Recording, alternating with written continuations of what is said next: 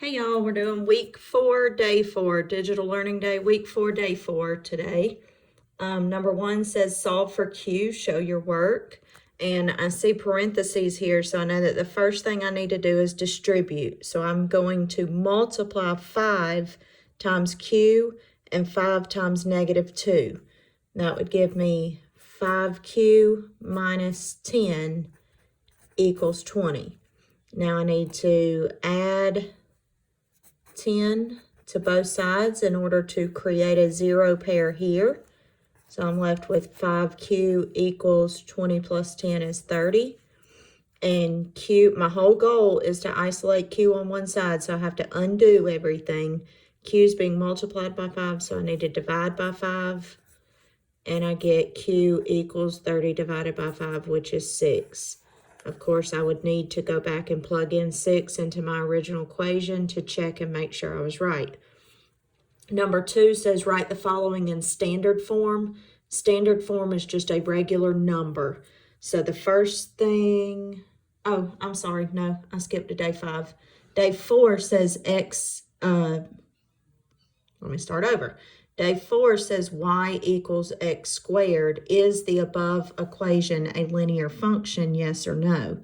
And we know in order for something to be a linear function, it has to be able to be written in the form y equals mx plus b. This is a linear equation. And here we see that our x does not have an exponent. So here x does have an exponent.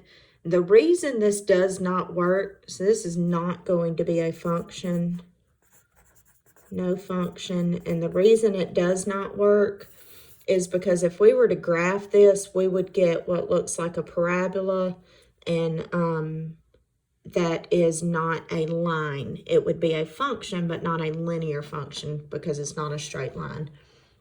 Number 3 says, what is the slope of the line that passes through the coordinate points 8, 7, and 6, 3?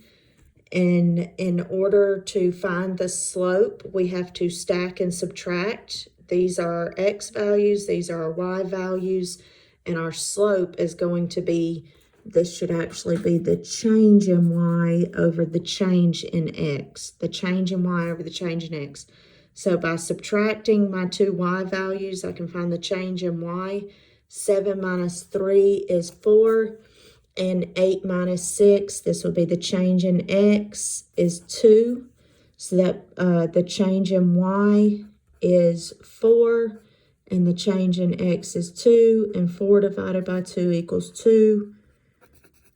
So my slope is 2. Number 4 says, what is the equation for a linear function that has a slope of -6 and a y-intercept of 2?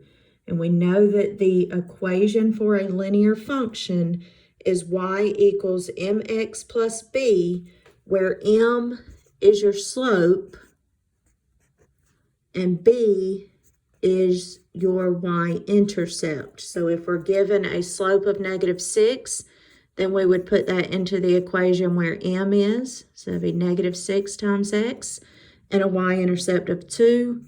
That would go where b is in our equation. So y equals -6x plus 2 is the equation for a linear function that has a slope of -6 and a y-intercept of 2.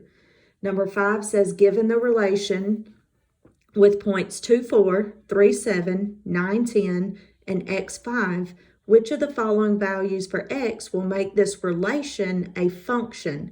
In order to be a function, every input has to have a different output. So if we chose A of 2, that would make this relation not a function. Let me just let you look at what I'm looking at here. So 2 has an output of 4. If we had 2 with an output of 5, that would not be a function. So A wouldn't work. B is 5. Here we have an input of 2 with an output of 4, input of 3, output 7, input 9, output 10, input 5, output 5. That would work.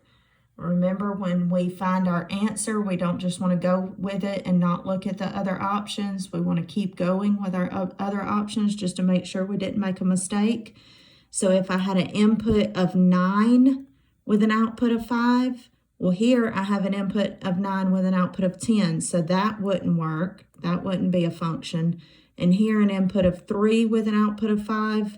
Here I have an input of 3 with an output of 7, so that wouldn't work. So my answer is B5. So my answer here is B5. You guys have a great day.